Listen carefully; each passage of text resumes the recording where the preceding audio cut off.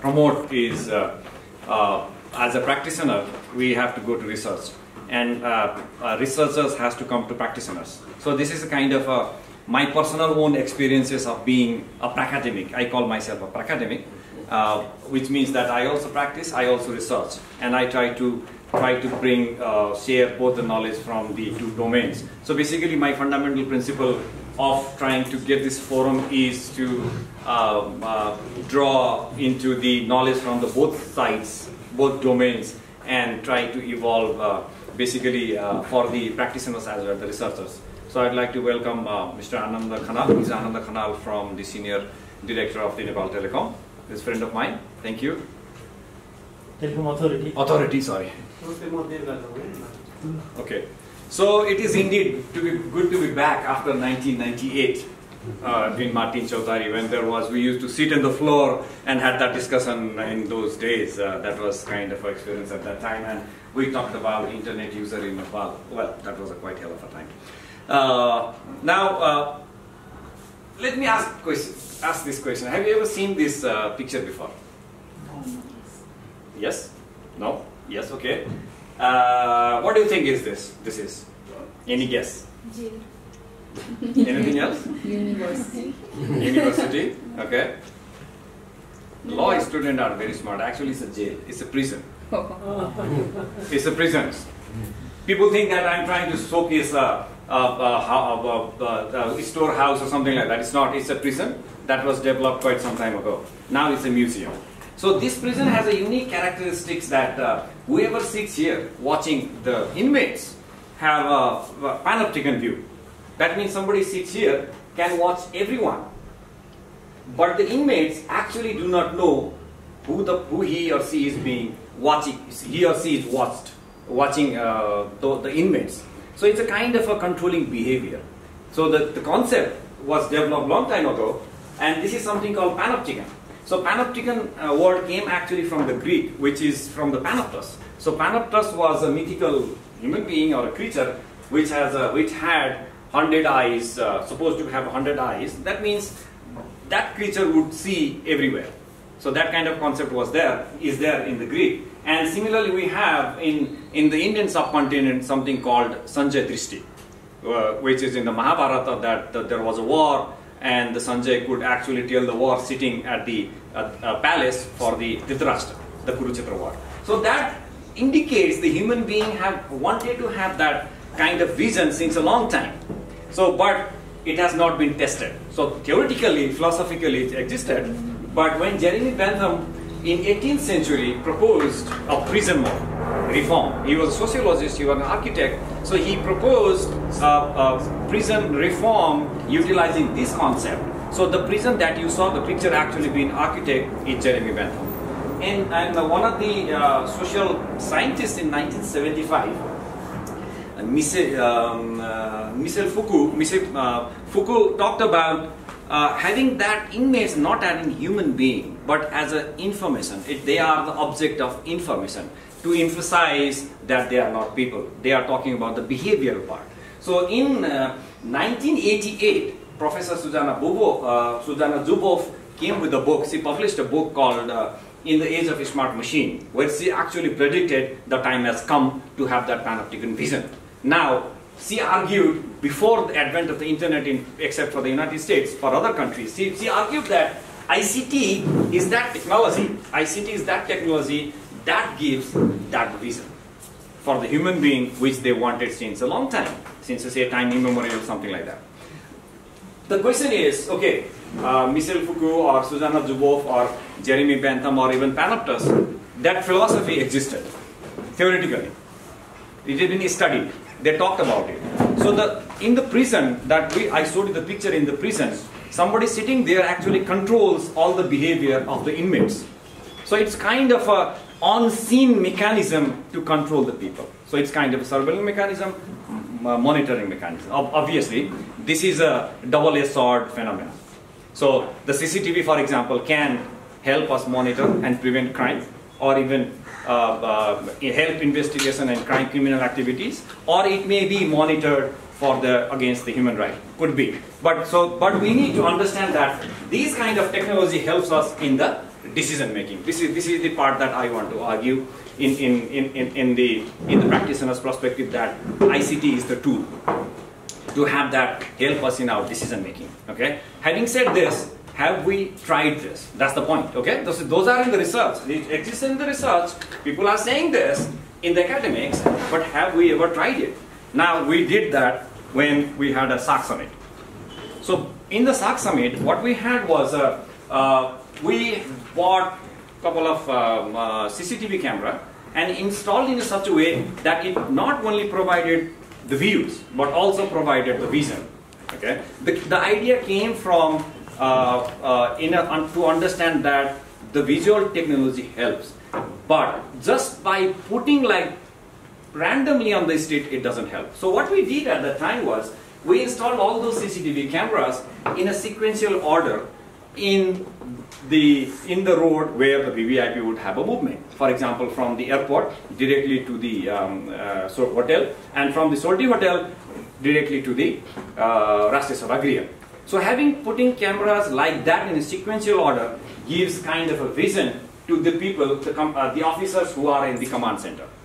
This is a kind of a panopticon vision that I generally argue in the department and outside to say that ICT must be used to help the decision-making process for the officers on the ground or anybody in the organization. So this is a fundamental principle that I'm trying to argue, how technology will help the practitioners, but the concept may come from the research. And practitioners have to go to the research, and the researchers have to do the practice job from time to time. This is the fundamental thing I'm going to argue. And I will show you some findings first, then I will show you the gap in between the practice and the academics. So here is one findings. Vast and Davidson argued that having that social media, for example, having that social media help us broadcast the opinions. Okay, we will know that. We try to tweet, we try to put to Facebook, the information, whatever information we have, we try to broadcast it. That helps. Also, it helps in the humanitarian activities. It helps in the emergency response, humanitarian assistance, and disaster relief efforts. So these kind of technologies or application is helpful for us. And also, according to the Wenger, who is a very popular social scientist, talked about a digital habitat. So these are the online forum, are the digital habitats. So these digital habitats actually gives us information, this gives us resources during and after crisis. So my focus is more on the utilization of ICT and the social media application in times of crisis and after the crisis. So having said this, now we understood from the research, academics did lots of research, we understood it helps. But the question is, how is it in the practice? This is a picture that you might have seen before. It was from the Hurricane Harvey in 2017 in the United States. So the senior citizen, there was a La Vida Bella care home in County Texas in Texas. They were rescued after 2 hours of a tweet that was tweeted by one of the relatives of the senior citizen. The reason was this one. The SPD police at the time, Houston police said, do not post anything on the social media to us. We will not be able to help you. Okay? So you see that, please do not use SPD social media accounts for rescue requests. This is just the opposite of what the research is saying. The research says social media is very, very helpful, whereas the practitioners organization says do not ask for help in that form. Call us, make a phone call. But you see there is a clipping from the Los Angeles Times, 911 is not responding because they could not. They could not respond through 911. So what the people did, they were tweeting. So once the tweet has been out, some people and the police officers actually rescued them after 2 hours. So this is what I'm trying to highlight. There is a gap between the research and the practice. Okay? Here is one example in our home, nearest to the home. So crises have unpredictable characteristics. It is getting more complex, but our SOPs, response planning, response SOPs are very rigid. They don't change, we don't change them. It's by the books. So here is one example that to say that in the research, they say change your response plan according to the need. That's what Bokor et al. Suggested, that the governance system should try to have an adaptive response system.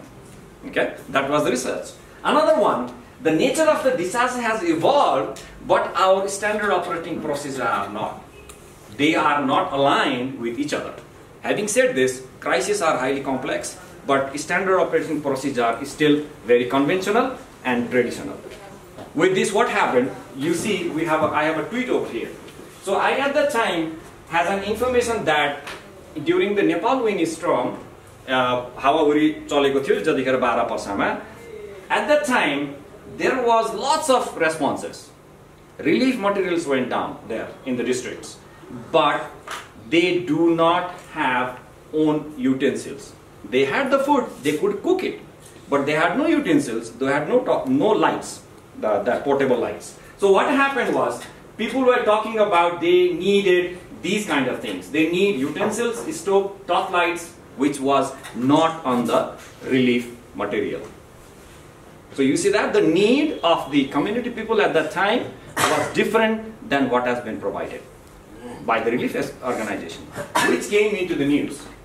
Because at that time they had a community kitchen. So in the community kitchen, the food is being cooked, being served. Once the community kitchen was closed, people have nothing to eat. In spite of having the food, like rice, dal, lentils, and etc., etc. So those things were there, but they had no utensils. So when I talked about asking people, for example, one of my friends over here, I asked, can you help? He clearly says, such lessons learned many times, but we are still repeating the same mistakes without understanding that need may vary. So this is the gap. In the research, it says we need to have an adaptive response plan, but in practice, we are still by the books. So this is why there is a role for the academics to understand that we need to go back to the research, we need to be practitioners and come back to the research again, and to and forth. Okay? This is the basic fundamental principle I'm trying to argue with. Now, having said this, now the question is what Nepal police did at the time was based on a couple of research and couple of theoretical framework that I have studied. So naturally, during my presentation, you will find me being mentioned many times. Please do not take it otherwise. I'm not here to promote myself, but I was the project leader, so I was in the crux of that project for at least 6 months. So naturally, I'm there in most of the times. So here it is. Let's see a couple of examples of the crisis across the world. So we had South Carolina example in 1859. That was a big war at that time. And Great Chicago Fire in 1871. Then we had Halifax disaster in 1917. Then Loma Prieta earthquake in 1989. Then Kobe earthquake in 1995. Indonesian tsunami. Then Katrina Hurricane 2005. Sichuan earthquake 2008. Haiti earthquake 2010. And Nepal earthquake 2010. What is similarity between these disasters? All these disasters. Having studied all these disasters, there are a couple of similarities. And one of the similarities is to understand that the response role played by the volunteers. 12-15, sorry, the copy paste mistake. 12-15. So having said this, the community has a role to play. Not as a group, but it was a spontaneous volunteers. The first responders, they say, is the police. But in practice, in real life, community people, the neighborhood people, the people on the street are the first responders. So these are the spontaneous volunteers who actually come forward to help each other. So my focus now onwards is on the community, spontaneous volunteers, convergence behaviors. The responders need to understand these phenomena, then act accordingly to change their plan, to change their strategy during time of disaster. So this is the basic fundamental principle. So having said this, let's go to the case study of Nepal police. How we did at the time. In practice, so this is the Nepal police online response during and after 2015 Nepal earthquake. Theoretical aspect. First I would like to explain the theoretical aspect, then we'll see each examples at that time. So there is a very seminal research paper by Fraser and Matheson, 1957. They came up with, after a couple of years of research, they came up with the 3 things. When the disaster occurs, 3 things happens.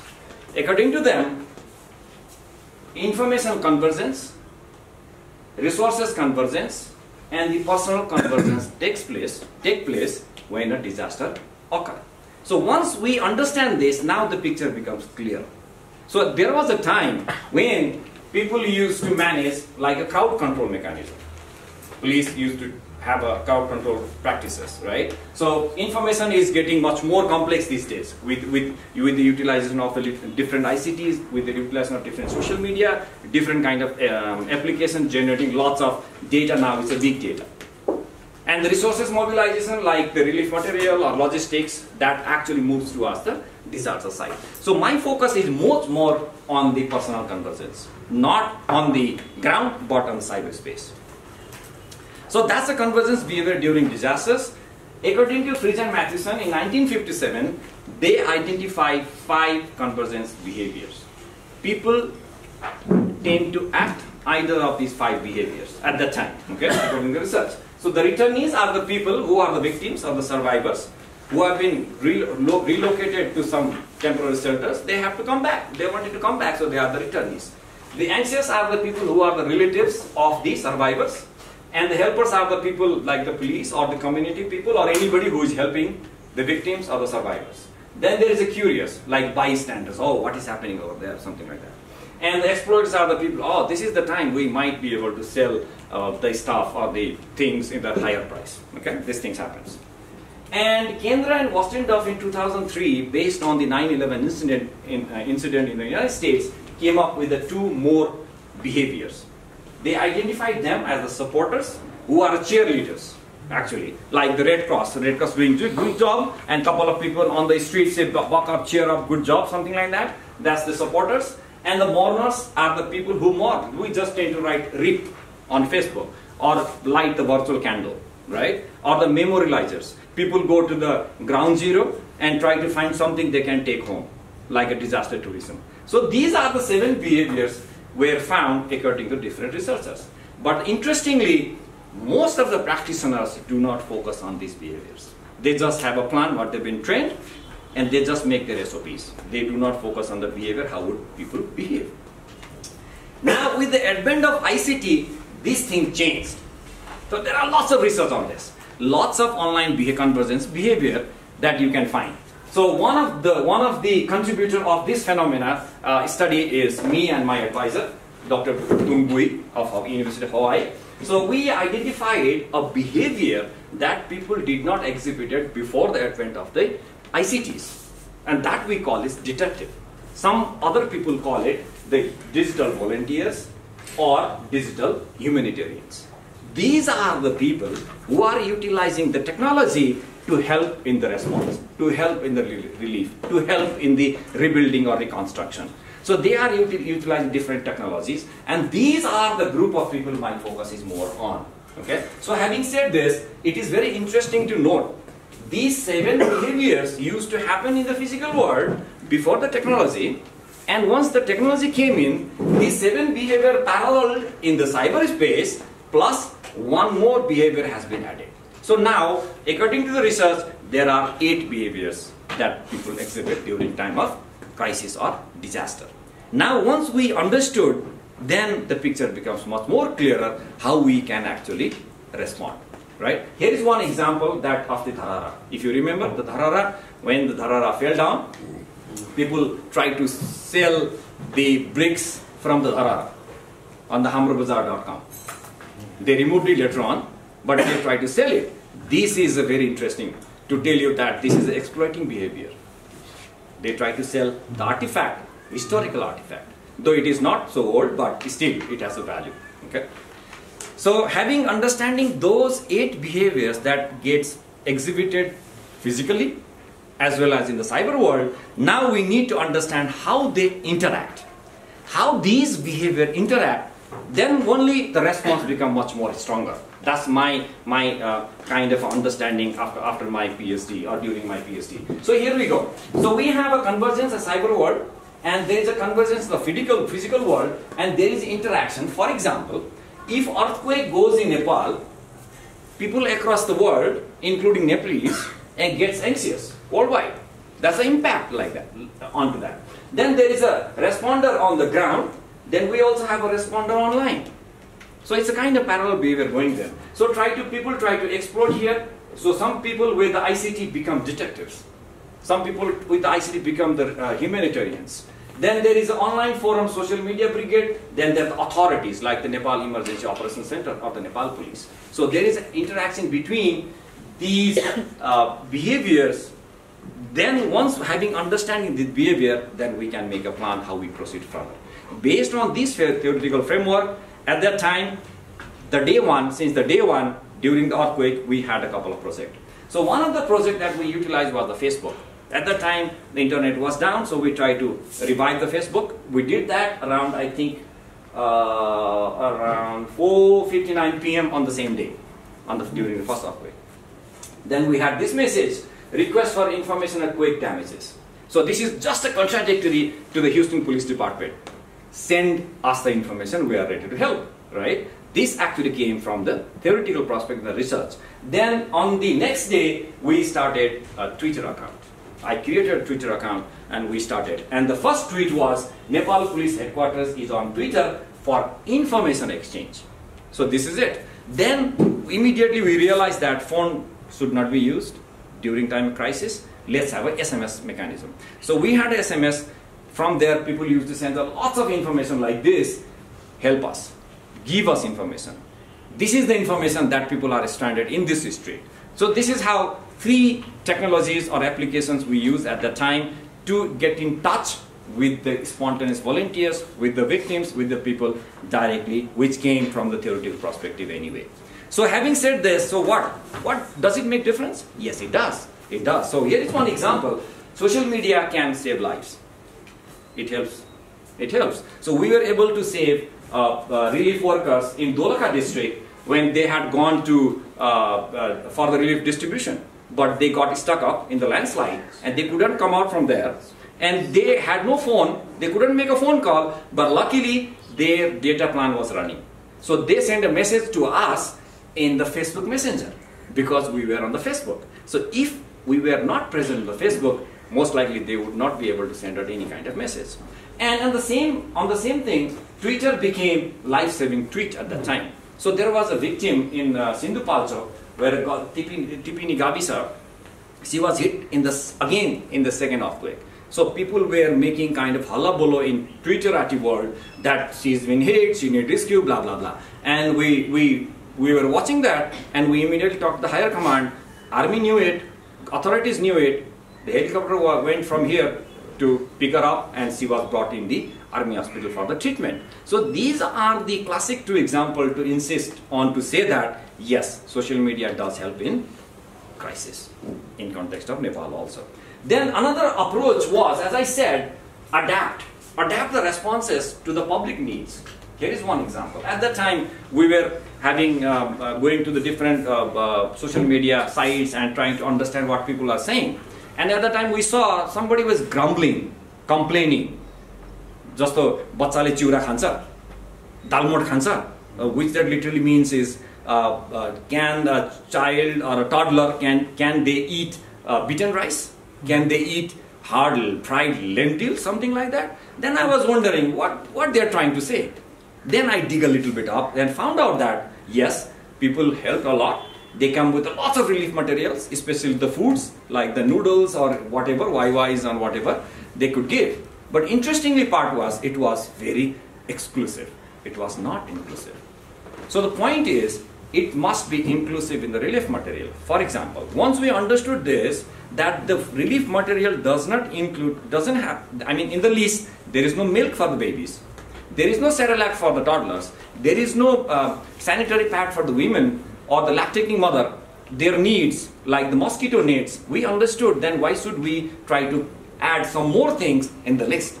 So we talked to the Women and Children Directorate at the time. Please do not give those kind of material that is already people are distributing. Let's try to give those are highly essential and nobody has looked into it. So in this way, once we understood that people have issues, then we responded in this way. So you see in this picture, lactosine is given to a lactating mother with a toddler, right? And we also provided mosquito net. Who would provide a mosquito net? That too foldable one for the toddler, I don't think anybody does that. You won't find this kind of stuff in the list. So we did that because, and not only that, our officers went on to the shelters where they distributed these mosquito nets and trained the mothers to how to use them. Okay, so this approach we could do actually based on our understanding of the convergence behavior. And another interesting part is sometimes you have to adapt your response plan as the need arises. You cannot say no, I want to do that. But the thing is, we have to try. And this is here an example. So there are lots of foreigners in the Nepalese in the different countries, right? Like in the Gulf region, in the Arab world, or US and America, or Canada, or wherever. So they have relatives here in the village, in the town. And when the earthquake happened, many people have been relocated to the shelters, different shelters. And phone was down. So they tried to contact with their parents, unable to do. So what comes to their mind, for my understanding, is the Nepal police. So let's try to talk with the Nepal police. And how could we do that? Make a phone call? It's expensive. Oh, they are on Twitter, they are on Viber, they are on Facebook. So they immediately send us a message.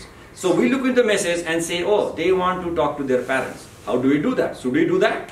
Should we not? Then we decided, I have a couple of friends here from my department. Once they take the number, find out where their parents might be, in which village, and try to find out in our own network where they have been relocated. So go to send officers to that shelter and try to find the exact phone number of the parents and get back that phone number and give it to the person, say in the Gulf countries, and so that they can make a phone call. So this is where it's a kind of meaningful connectivity. I don't know whether this is our job or not. I don't know. But at that time, that was the need. They said, please, sir, help us. I need to talk to my mother. I need to talk to my father. And there is no way I could talk to them. This is the only way. Okay? So we try to do that. So the meaningful connectivity matters a lot in the time of crisis. So you see that on the same side, lots of foreigners were being perished during the earthquake in the Himalayan region. They had gone for a trekking, many missed. So we had no missing person website. So we tried to build it. So it took some time, but we had it. Now, how could the relatives of those missing foreigners send us information? The one way is the email.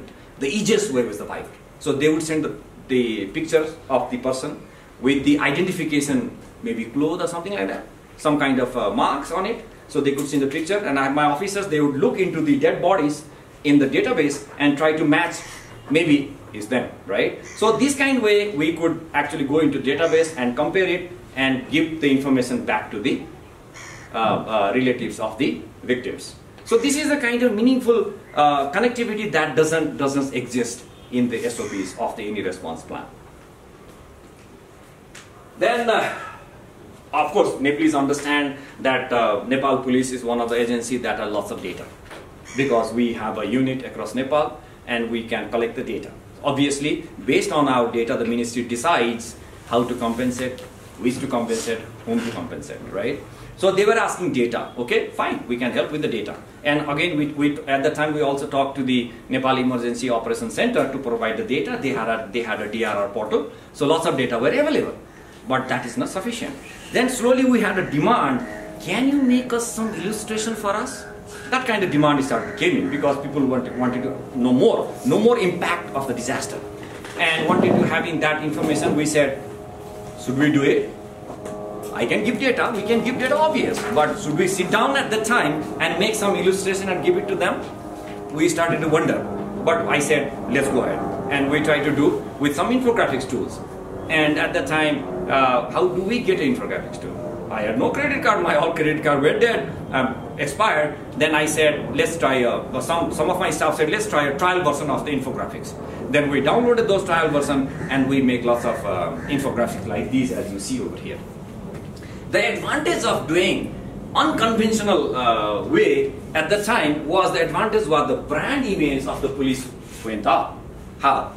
As you see, there is a brand value here and here in the infographics. The day we sent it across our social media or email to the publication, most of the newspaper also carried those infographics the next day.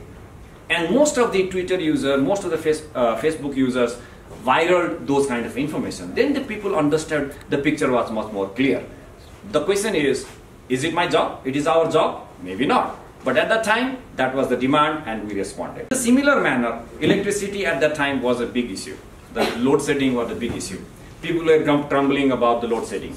So how could we help? That was the question. How could we actually respond to address this situation? Then we talked to an agency called Internet Society Nepal, which I'm also a member, and they were ready to help with some of the equipment. What they gave us was 50 items with a simple inverter, small battery, and the portable mobile charger. So I went myself for the first time near the police headquarters to install these. It's not a big technology, but the impact is huge. Impact was huge. I went myself, as you see over here, and we installed it. Then we asked them, now you can charge your mobile phone. They were surprised. Oh, really? Yes. Interestingly, in the shelter, all of them were female, women, and all the mobile phones were switched off. See, it was the high time of the crisis. Their mobile phone was switched off. They needed that thing to communicate.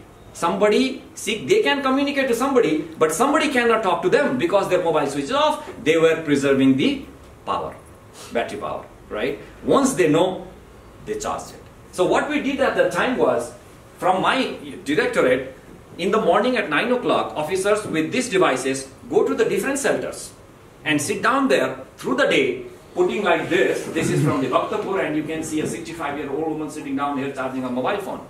And they sit down there and let the people charge in the shelter throughout the day, and after 5 or 6, they come back to office. This we did for a long time, and we have served more than 15 or 18,000. You can see the 15,000 here. The time of database is more than that. So we served these people. Later on, the demand were not only for the shelters. They wanted us to be in the Tudikhe.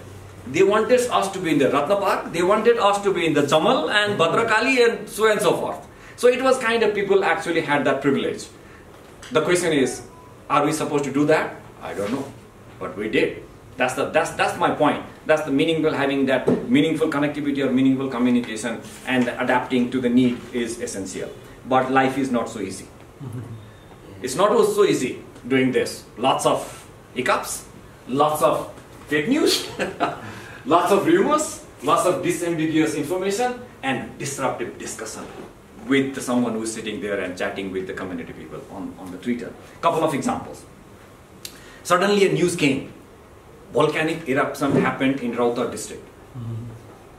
We were surprised. How could a volcano happen in Nepal? I don't know. Nobody knows. Then we tried to find out what happened. So we asked the Chautari district office chief. Said, no, sir, it's not. It's a different story. The story is very interesting.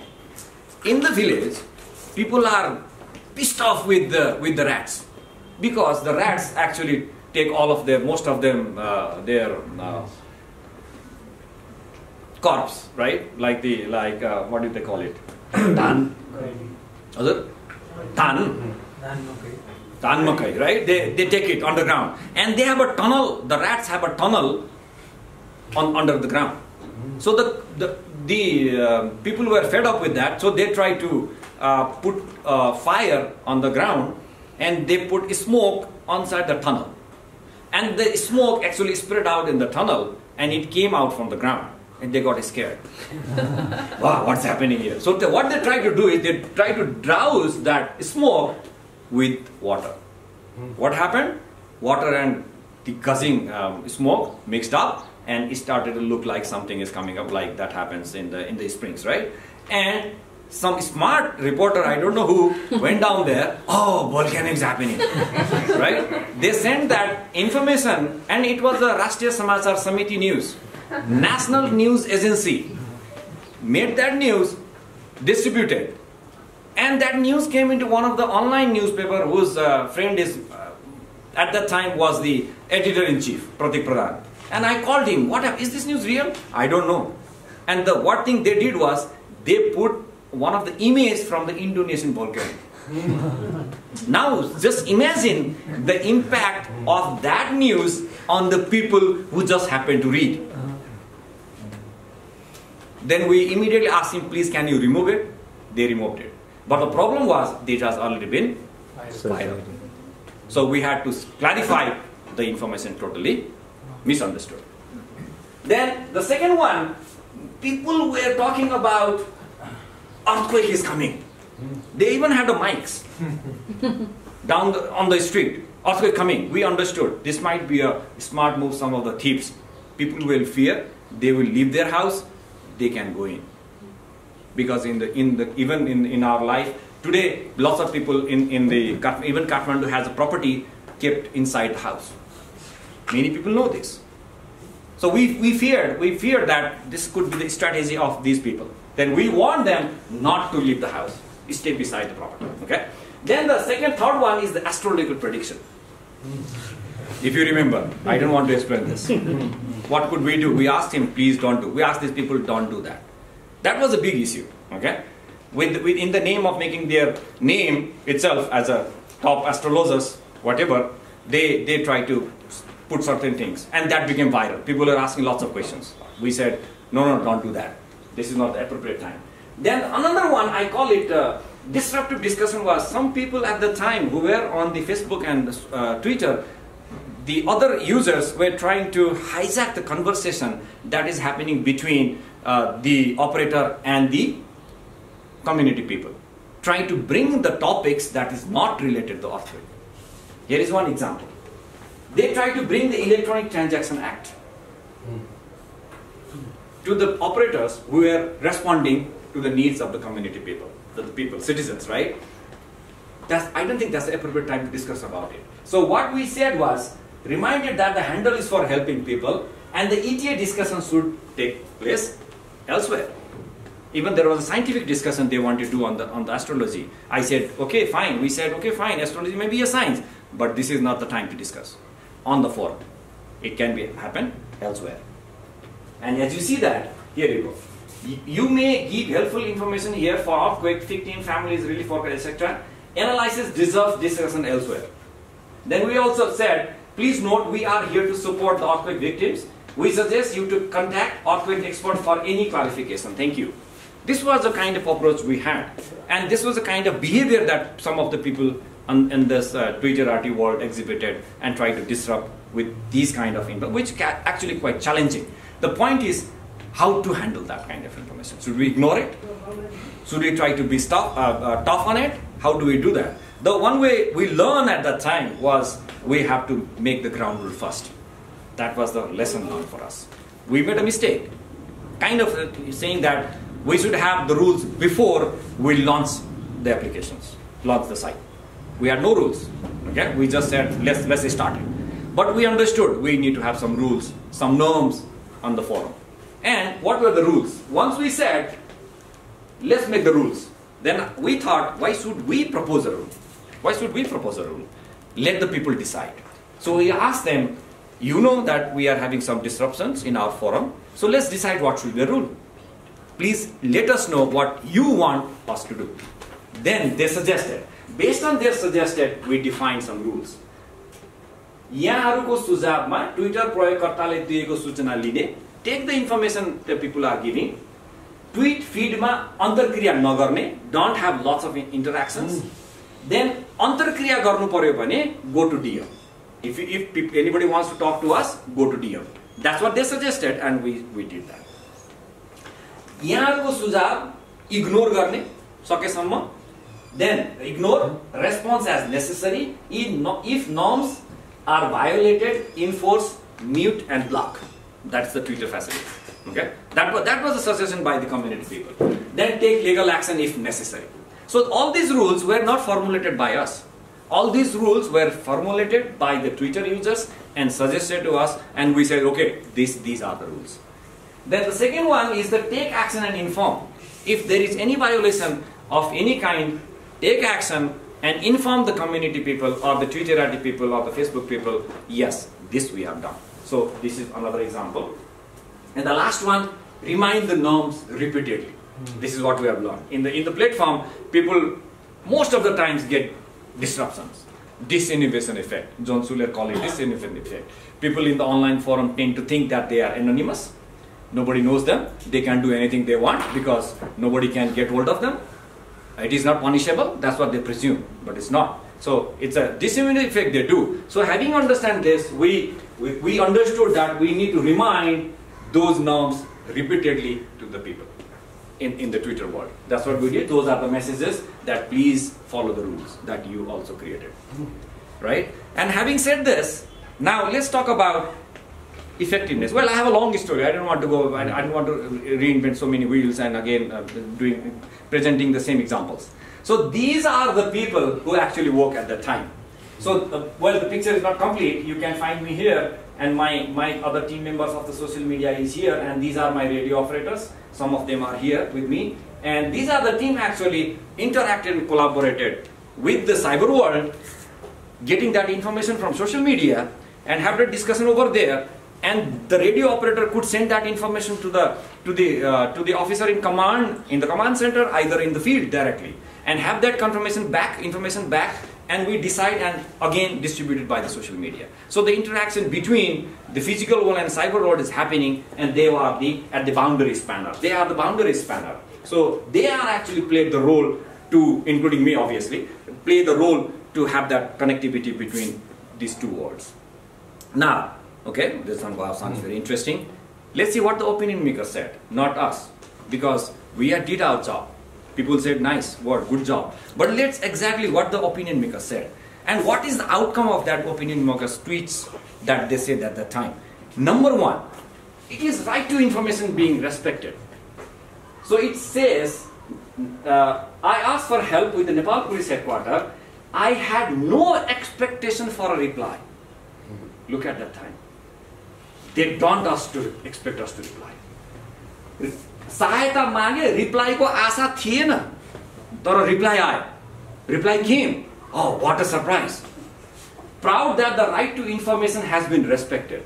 So one thing what we did at that time is the right to information. That's what my research perspective understanding is. Having that kind of interaction helps the right to information. Second one, online governance.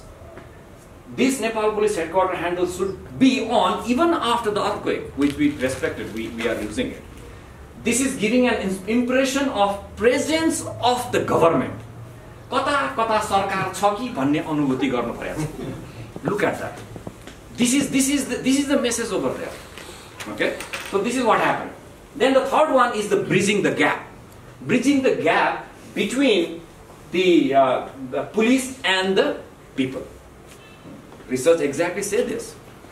Then the fourth one is the information dissemination. Nepal Police most appreciable work during this disaster is information by social media. Then the last one, transparency in the governance. This is the classic one. This kind of mechanism helps the governance transparent, because one of the users were asking about some kind of information that people had no access. And somebody didn't want to give. They wanted our help. So we talked to the authorities and they gave permission and the data were being published. Then they said, other sector of the government should learn from Nepal Police how to use social media for transparency.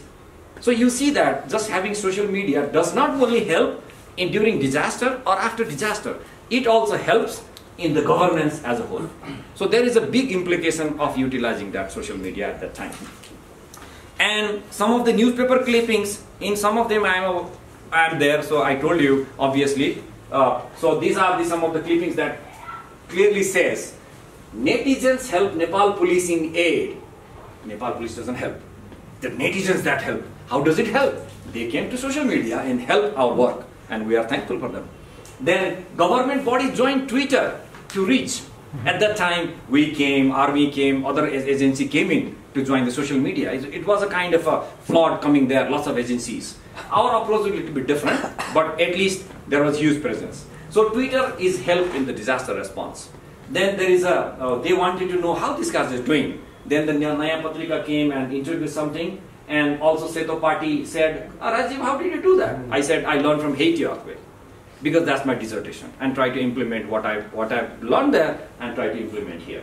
And then they came to this newspaper. Well, I don't want to explain that, but literally you see that the team that worked at that time was a connectivity between the people and the police at the time of disaster. And the tool is social media, which is free to use, right? So having said this, the practitioner's part is complete. Now, What next? Actually, I did not start. How much time it went? 5 minutes. 5 minutes? I can finish in 5 minutes. Okay. So now the question is, the story doesn't end here. Now I wanted to take it to the research. This is what the Pracademics must do. So I decided to make a paper in later 16, with my advisor, Professor Tungui, who is in Hawaii, and I said, let's write a paper. Okay, I have the data, I can do lots of things. As I said, okay, let's do it. So having a framework, with this framework, theoretical framework, of the convergence behavior that I talked, the 8 of them, and the police communication practices where the other polices are doing, utilizing those social media, and what they do, and some institutional theory. These three components, we said, let's do a research, and we did, and let's talk about the outcome. One of the outcome is very interesting. You see that the returnist behavior is on social media a lot. So one of the example is here is, first let me tell in Nepali, which is much more have a palate, taste to the palate. So at that time, when the earthquake came in, we saw a tweet mentioning our handle, इलाका प्रहरी कार्यालय तुरतुरेबाट गाउँमा घटना बुझ्न आएको प्रहरी हाम्रो area हैन भनेर फर्केर गए. So the police came to that one of the VDC in Tanau district, Turture Gavisa, then said, oh, this is not our area, and they went back. So that was a tweet sent by a very 17, 18 years of young student who tweeted and complained to us. What it indicates, even in a country like Nepal, the citizens have a direct access to the government authority, government agency. So there is a flat hierarchy now. There is no hierarchy, there is a flat. It's horizontal. Contact directly. Then once we read that tweet, we immediately asked Tanau Police District to send the officers back to the area, get the data collected, because we understood they wanted the data to be collected so that they can claim the compensation later on. And police went back. Then he tweeted, police headquarter को सक्रियता धेरै राम्रो लाग्यो. पहिला फर्किएका प्रहरी आएर सहयोग आउँछ, चिन्ता नगर्नुस् भनेर डाटा टिपेर लग्यो. He informed us that yes, police came and collected the data. Last line is classic. भन्दै थिए पुलिसहरुले, यस्तो सानो कुरा काठमाडौँसम्म पुर्याउने को हो, म चुपचाप. You see that? They went back, collected the data, but grumbling. Who is this person who sent this small thing, kind of thing, complaint to the headquarters? But keep that aside. Now imagine a citizen who is young have a tool to directly complain to the government. And if government responds, the outcome is wonderful. Simple as that. That gap is no longer there. So this kind of behavior we need to understand and respond. I don't want to explain this one, but I want to go at the last one, which is much more interesting. Here you go. This one. As I said, during time of disaster, exploitation behavior happens. People exploit. If you remember, some were trying to sell the free tarpaulin on the market. We responded quickly. So in the same case, there was a person who complained about a transport company taking more money. Pokharaबाट 500 rupiयाँ बढी लियो. They are charging 500 more by the bus company. Then generally we would say, bus number, give us the license plate number. Bus number दिनुस् न भन्छ. Generally, that's how we do. And we asked them, we were talking on DM actually, and they sent us a bus number. We thought they would send a bus number. But this guy is so smart. He was on the bus, went outside, took the picture of the bus, and tweeted. Now, previously, we get the bus number, make some radio call to the police officer down the highway, this is the bus number. But with this kind, we had that image, we sent that image through Viber to the traffic police on the highway. Now, the traffic police on the looking at the mobile, look at the picture, which is more effective, the text or the image? Definitely. Obviously image. So the impact of this kind of behavior was, we had lots of cases being apprehended. So we were able to return more than 700,000 rupees at that time. Not only that, I said we need to inform the people, give the credit to the people. Don't try to take credit yourself. So you see that yaharuko suchanako adharma, based on your information we acted. That's the kind of giving credit where the information actually came from. Otherwise we would say we apprehended this bus, this money we return back. But where is the credit for the people who sent? This is totally different. And it came from the research, as I said, meaningful connectivity, meaningful communication. This is what we need to understand. Okay, now I will not talk more than 1 minute. Now after that, what we are doing, or what I am doing with my team, what I'm doing my research practice, this is 2 and 4. So I am trying to raise this issue in different forums. So I got a lecture fellowship in Hawaii. I went back to the Asia Pacific Center for Security Studies. There are 2 alumni, and Ananda and myself, there are 2 alumni from there. I went back, he also went back, he talked on this topic. I talked about this.